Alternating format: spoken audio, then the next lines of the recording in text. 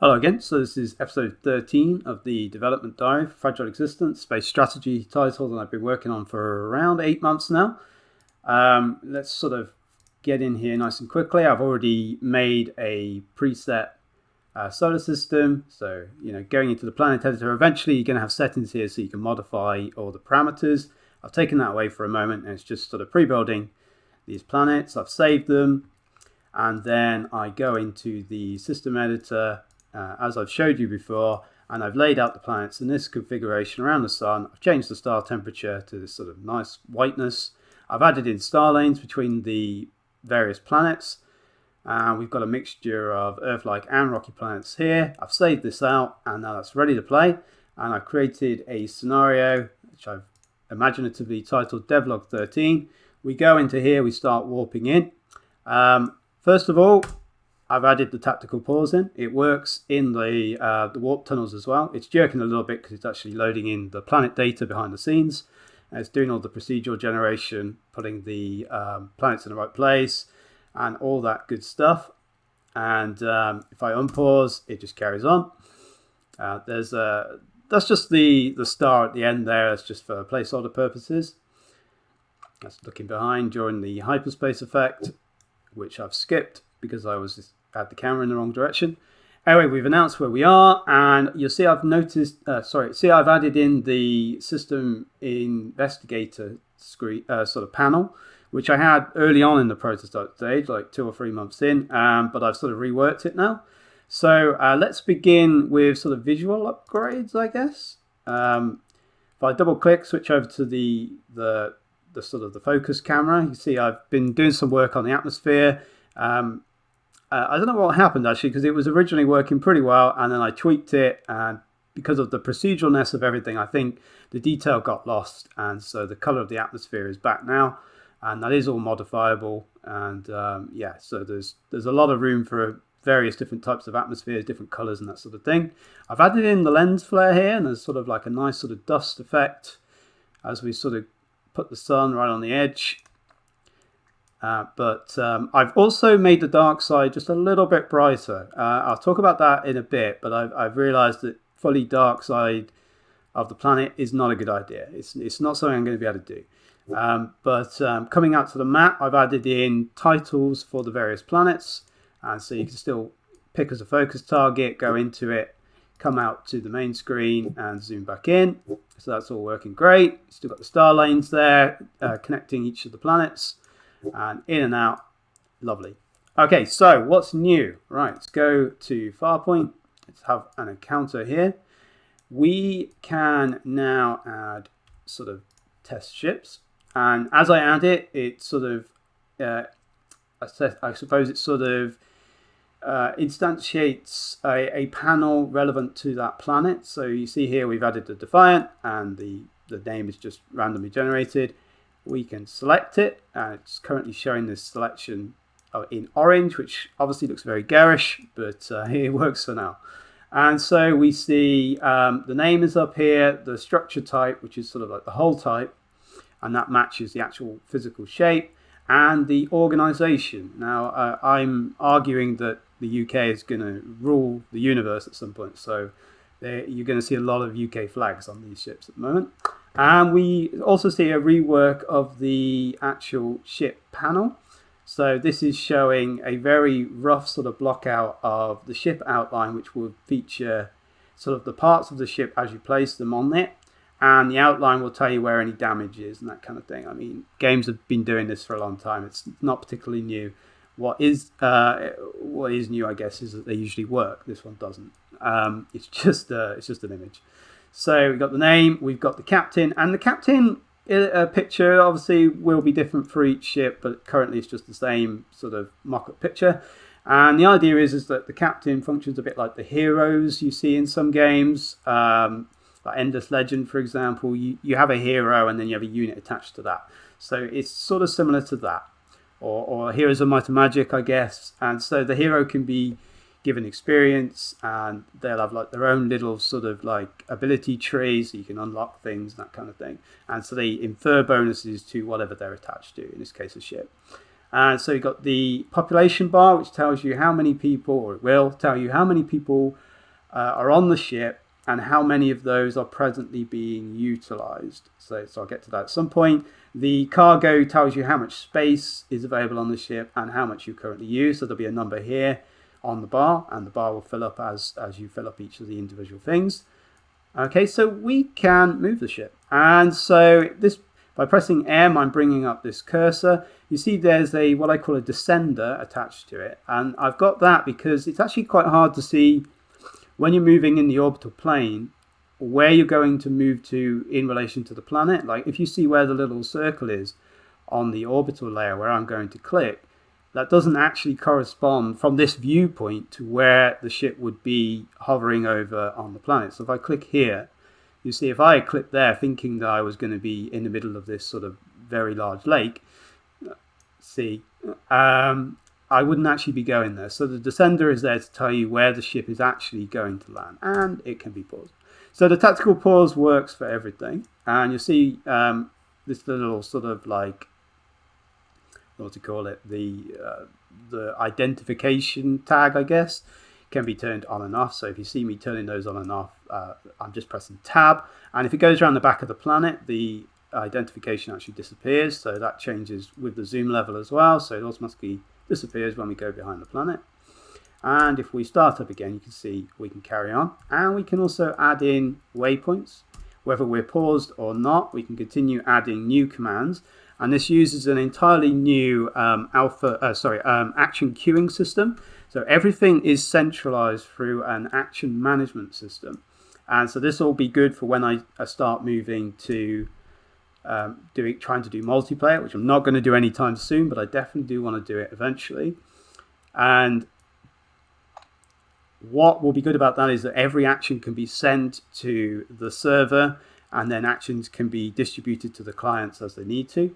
And so the single player version works exactly the same. And in fact, all RTSs that don't want like lagging are going to have to do some sort of action processing. So the action, in this case of move around the orbit, is being sent to the action manager, and then it's saying, well, okay, yeah, you can do that now. And it's sort of like, it creates a bottleneck. It works out the amount of time we've got based on the frame rate, and it issues the actions as it needs to.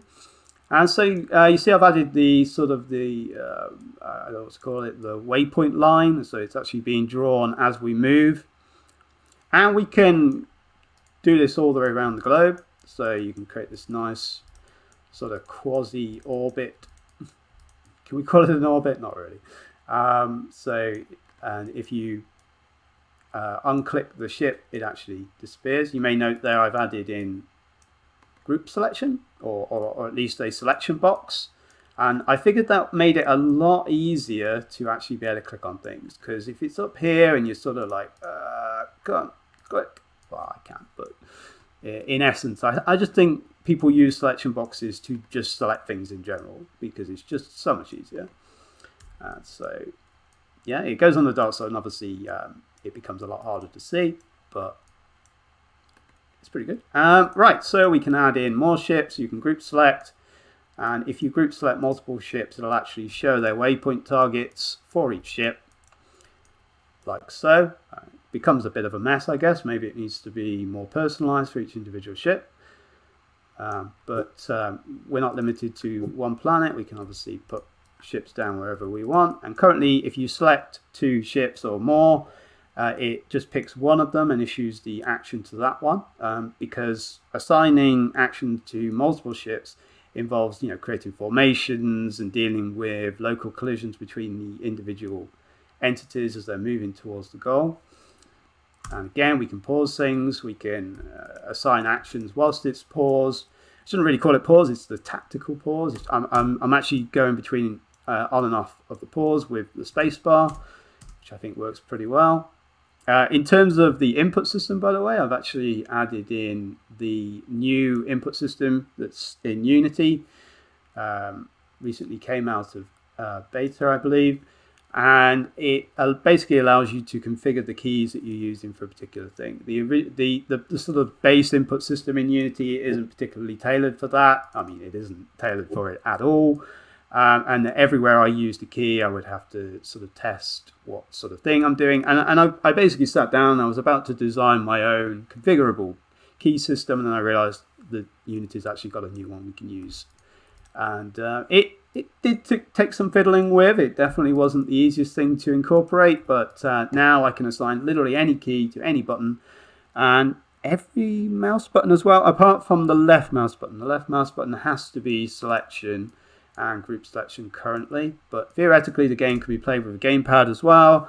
I wouldn't dream of doing that, but you know, in principle it definitely could be. So as you can see, as we add ships, it's sort of adding in an entry for each individual planet. So this is very similar to something you'd see in Sins of a Solar System, except instead of just a little icon for each ship, because this game is more about personalized ships where they've actually got more features, and you're supposed to, you know, treat each ship like it's a very precious thing. I thought it was better if we actually have an entry for each individual ship, and you can show icons on here, notifications, and it can flash if it's under attack, that kind of thing. And the idea is you'll click on it, you'll be able to get easy access to it, click on the top here, and you'll be able to easily go to that planet. Now currently I haven't connected that up, but in principle it's there. The thumbnail image isn't supposed to be showing black around the outside here. I think I messed something up in the last build, but the idea is that that'll be green background. And so down here, coming back to this, as we select each individual thing, it's only changing the name at the moment and the graphic if it were a different structure. But I should try and explain how the modules work. So every ship is an entity. I'm calling it an entity. And so the base entity has like a name and a hero attached to it, and the amount of population attached to that entity, and the amount of cargo space, and obviously the structural layout as well. But a ship, for example, is actually made up of modules. So it's the modules that you give the action order to. So this is the propulsion bit, or the engine room, so to speak. And each module has its own sort of drawer, so you can open it up. And the action that that module is currently undertaking will be highlighted here. These are just placeholders. But in the case of movement, if we were moving the ship, the engine room would be told, right, we need to move, and you'd see the move action here and how long it takes to proceed.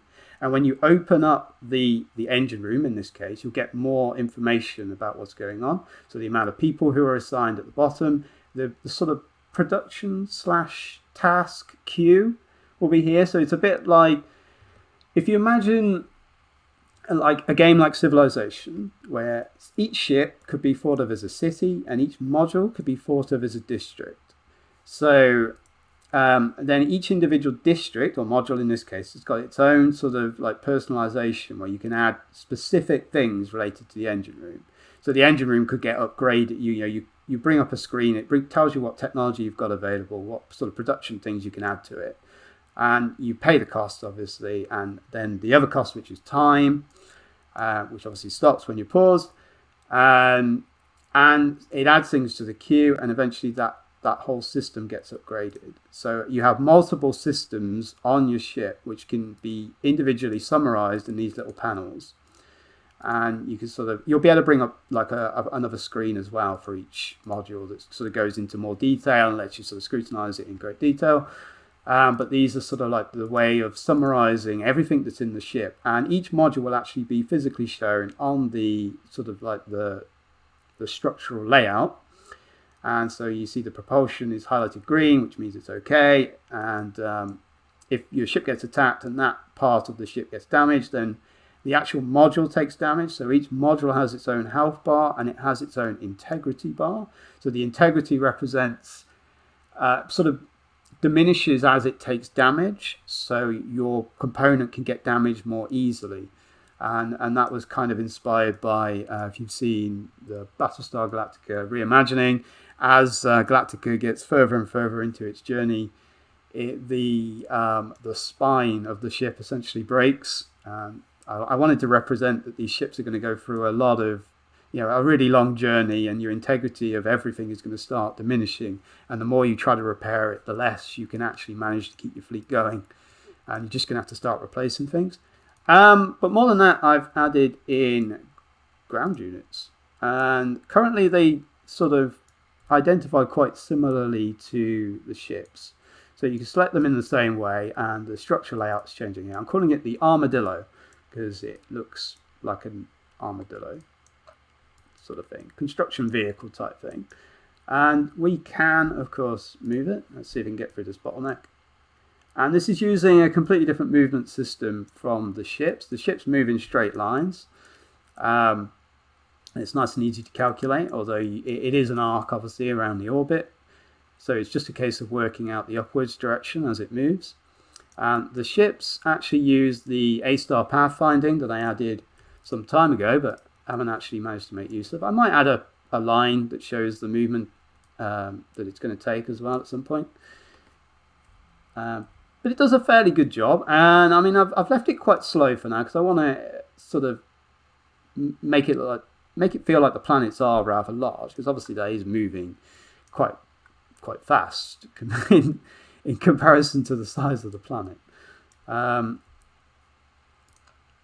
So, you know, the idea being here that the things in orbit can support the things on the ground. So, you know, you're moving your forces around. You might be setting up an outpost in this peninsula up here, and so we're going to send our ship to sort of cover them. Maybe there's some resources here. I'm going to set up an outpost, and the ground installations are actually going to function very similarly to the units in that you'll put down a kind of base camp or headquarters, and you see this guy's now looking after these two, doing a great job. So you'll have the headquarters, and then the modules will actually be additional buildings that you add to it, and each module will just be an additional spur of the building. Like, so say you would add a mining area or a refinery area or a production building, and you would physically see it on the ground extending outwards from the building. And so that's the sort of thing I want to work on next. So you can see I've been focusing quite heavily on movement, on being able to represent information better. Like, because I found that, you know, you were placing things down and you just couldn't really see where anything was, and it was I realized it was going to be a struggle to keep track of all the information, all the various entities and their various the details that they're going to eventually have. And so the next step I'm going to take is to start adding resources on the planet. And so your units, I'll just, you know, I won't worry about what they look like too much for now, but I'll give them abilities like mine this, build an outpost that can do the refining, and we'll start to get the beginning of the resource gameplay, which is what we really need to start moving forward. Because, you know, resources really are everything. The principal resource is people. So you start with a certain amount of people in your fleet. This number never really changes. Currently it's just a placeholder. But each ship will have a certain amount of people, and you know, people don't grow on trees, literally. You're not going to see that number go up very often unless you find survivors from the exodus from Earth, or colonies that don't realize that Earth's been attacked yet. And so people is the key resource. So you have to balance that quite a lot, because you might think, well, I'll just build 20 ships and, you know, we'll just roll over everything. You can't do that, because people need to be assigned to the modules. So unless you've got enough people to sort of crew everything, then they're only going to work at like 1/10 of their effectiveness. You know, it's a ratio depending on how many people you assign to the department and how many it needs. And so everything will be slower, movement won't be as responsive, and, you know, a lot of actions you just won't be able to do because you won't have the people. So you almost might be better off just having one ship and focusing all your attention on upgrading it and keeping everything crewed and everyone fed and watered. Watered? Yeah, sure. You know, it becomes a bit easier to manage then. So this is sort of an early look at what the gameplay is going to be like. You can clearly see I've been focusing on building this world, this universe, and being able to move some basic ships around. And I think that might be everything. So I will leave it there. I'm sure this is a lot longer than I intended, and I keep doing this. I apologize. But thanks for listening, and please check in next time.